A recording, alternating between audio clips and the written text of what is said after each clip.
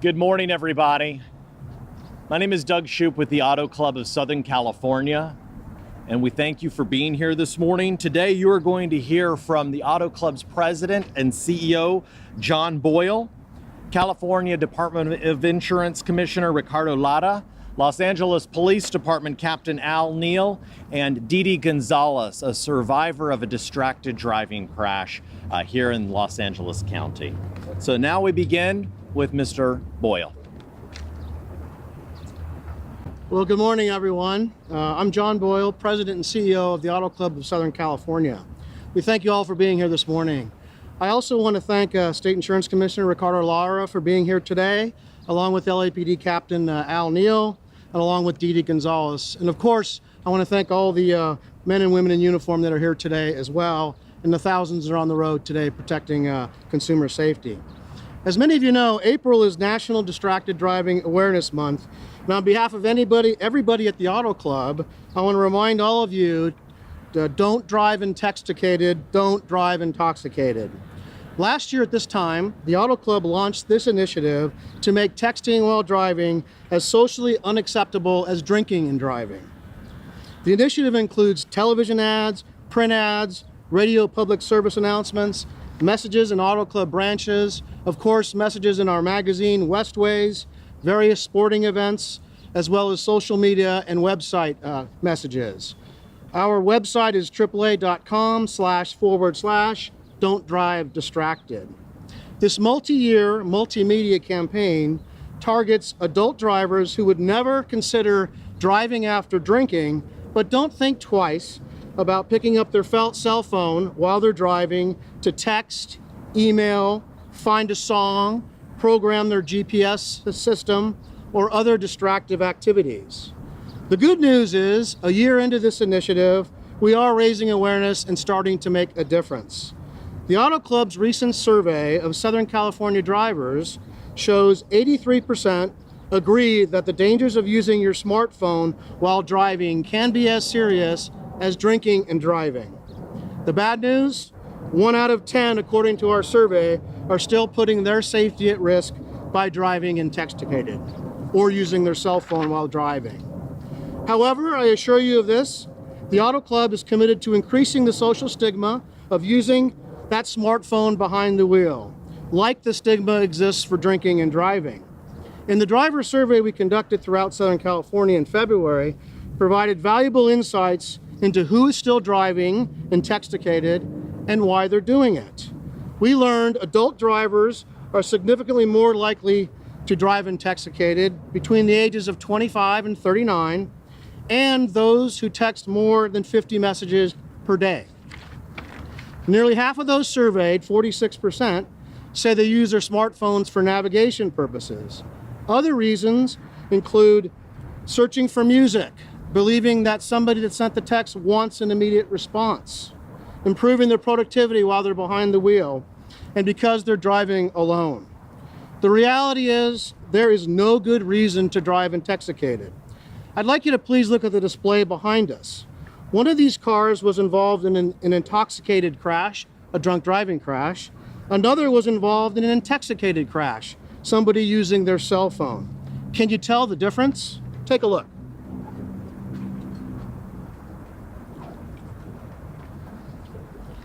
Both are very, very bad. And does the exact cause even matter if you're the victim of one of these crashes? The crash still happened. Driving distracted, like drunk driving, can result in the exact same consequences. Potentially a crash that ends in death or a life forever changed. According to the National Highway Traffic Safety Administration, 9 people die every day in America as a result of distracted driving, and more than 1,000 Americans are seriously injured. And those statistics are much higher because people do not readily admit that they use their smartphone while driving.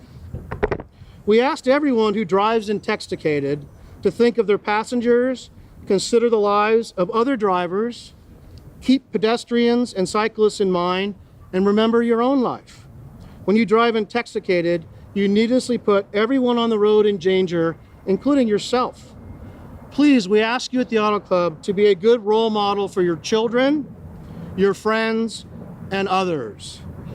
Don't drive intoxicated. Don't drive intoxicated. Put your phones down. Lives depend on it. Thank you very much. Now I'd like to introduce Commissioner Lara, who has a few words this morning. Commissioner? Thank you. It's great to be here to join Auto Club of Southern California and our local law enforcement as we kick off April, an important month for us as it is National Distracted Driving Awareness Month. It is a massive undertaking for us to have this honest conversation with our community, but also be real with our own individual attitudes when it comes to driving and our own behaviors. We know that the problem is serious. We know that the problem is real. Even more now, understanding that 95% of Americans have a mobile phone, of which 77% have a smartphone. So we know that our phones have become essentially our appendage, part of our body when it comes to communicating. But we're here to let you know, and please work with us to make sure that you do not let your phone be the cause of a fatal accident on our roads.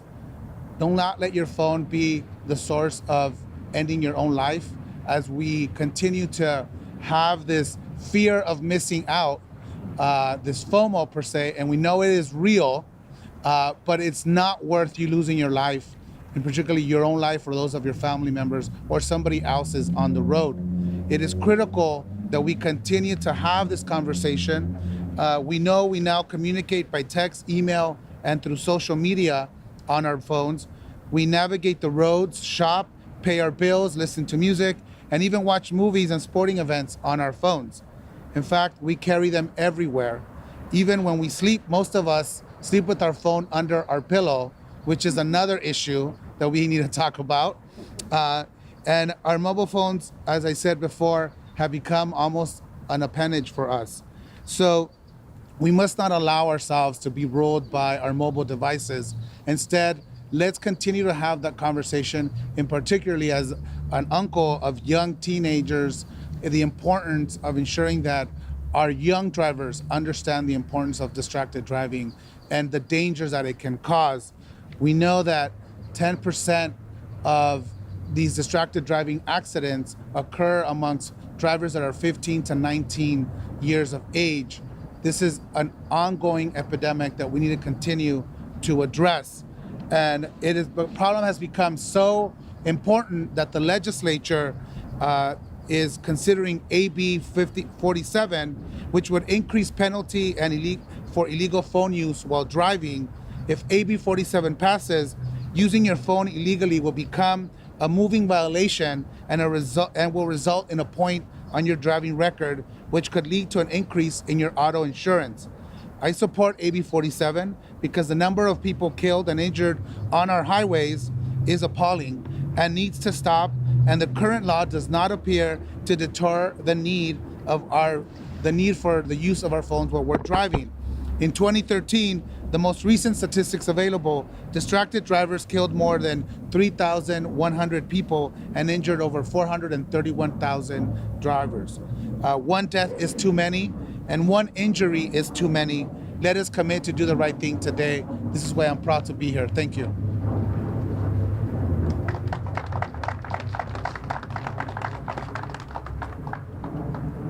Good morning, everyone. I'm Captain Al Neal. I'm the commanding officer of Los Angeles Police Department, South Traffic Division. And it's truly an honor for me to be here and to deliver this very important educational, life-saving message. I think that it's important that us in law enforcement engage in the educational process before we get to the enforcement process, which I'll get to in a second. But distracted driving in general, I want to deliver this message. It's not just having a cell phone, it's putting on makeup, having a dog in your lap.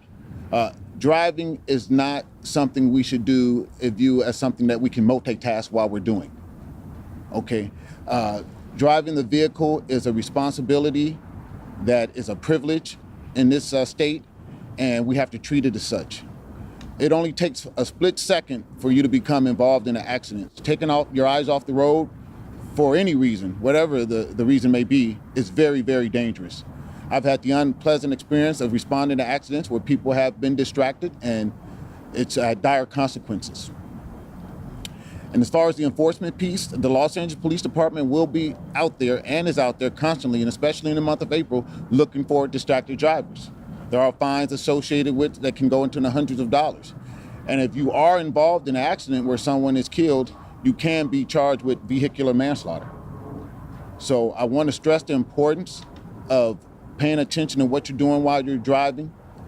Understand that it's not something, we don't look to take enforcement action. We'd rather have the educational piece and everybody comply with the law so we don't have to take enforcement actions. But of course, when that doesn't happen, then we have to resort to taking enforcement actions. So I just hope that everyone will look at the cars in back of us, pay attention to the person that's following me, listen to her speech, and understand the inherent dangers of driving while distracted. Thank you.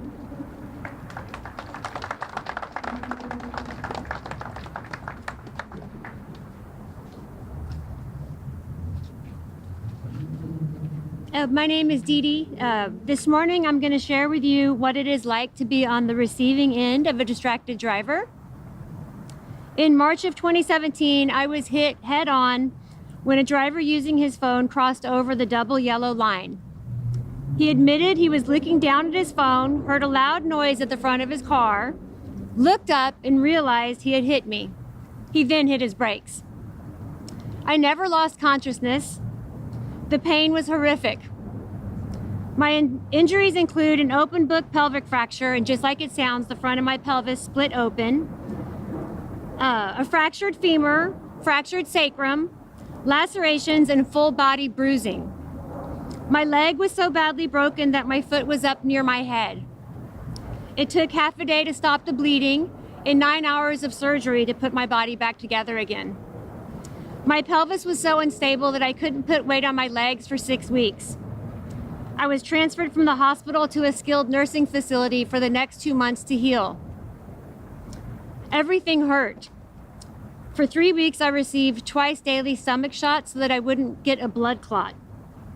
A month after being hit, I was placed into a wheelchair. When I was able to put weight on my legs, I began learning how to walk and stand using a platform walker. 70 days after being hit, I was discharged, and then I got to go home to continue my recovery. I had to learn how to use the bathroom and shower assistive devices, how to dress myself, how to get out of bed and into the wheelchair on my own. A physical therapist came to my house to teach me how to walk, initially with a walker and then with a cane, and then a few unassisted steps on my own.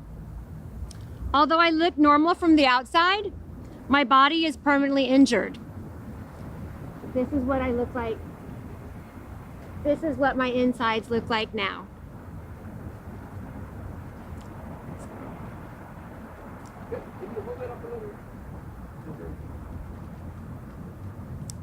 Fractures like mine do not have full recoveries. Not an hour goes by that I don't have some sort of pain or discomfort. The sacrum break caused nerve damage, resulting in weakness, nerve pain, and numbness. I can walk, but not for long without pain or fatigue. If I go somewhere that requires a lot of walking, I bring my walker. Before nearly being killed by this distracted driver, I enjoyed mountain biking, snow skiing, running, and hiking. I can no longer do these activities. I now have a healthcare team, a neurologist, orthopedist, urogynecologist, physical therapist, pelvic floor physical therapist, scar tissue specialist, and a pain management doctor. Prior to being hit, my health concerns were seasonal allergies. When I see people texting and driving, I only hope that if they crash, they don't make more victims like me. Distracted driving can kill, and when it doesn't kill, it leaves people permanently injured. I will have mobility and health issues for the rest of my life, all because someone chose to look at their phone for a few seconds instead of the road. Distracted driving, driving while intoxicated, has the same outcome as driving while intoxicated: deaths and injuries, broken hearts and broken bodies. The seconds you take your eyes off the road are not going to improve your life, but in those few seconds, they can ruin the lives of others. Whatever you feel you have to do on your phone is not as important as the person you may hurt or kill. Many people don't make changes to their driving behavior until after they know someone who's been hurt or they've been hurt themselves. Please don't wait till you know someone like myself. Don't wait till you're a victim or you know a victim. Go ahead and start making the changes in your driving behavior now. So that's my ask of you, is that you hear my story, realize that there's 1,000 of me a day that get injured from distracted drivers, and take into consideration making the changes of your driving behavior today. Thank you.